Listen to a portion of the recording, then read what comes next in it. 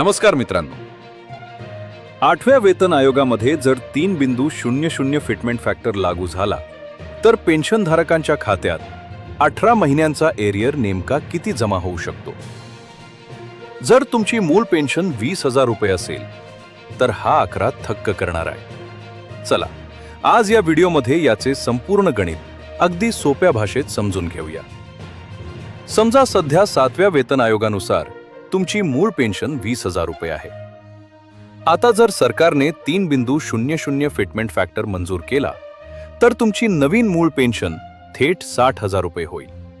म्हणजेच तुमच्या मूळ पेन्शनमध्ये प्रति महिना तब्बल 40,000 रुपयांचा थेट फरक पाहायला मिळणार आहे. आता पाहूया 18 महिन्यांच्या एरियरचे गणित. सरकारी नियमानुसार हे गणित 2 प्रकारे निघू शकते.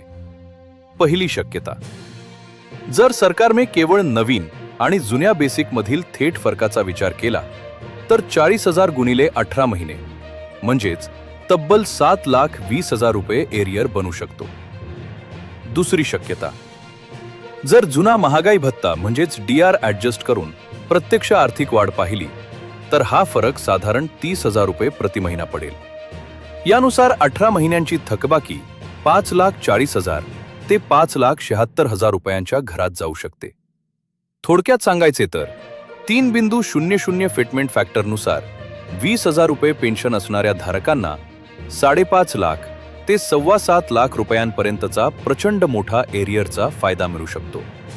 अर्थात अंतिम आकडा हा केंद्र सरकारच्या अधिकृत अधिसूचनेवर आणि महागाई भत्त्याच्या विलिनीकरणाच्या नियमांवरच अवलंबून असेल. तुम्हाला काय वाटते? सरकारने 3.00 फिटमेंट फॅक्टर मंजूर करावा की 3.68? तुमची प्रतिक्रिया कमेंट करून नक्की कळवा. सरकारी कर्मचाऱ्यांच्या अशाच विश्वसनीय अपडेट्ससाठी आपल्या चॅनलला आत्ताच फॉलो आणि सबस्क्राईब करा. धन्यवाद.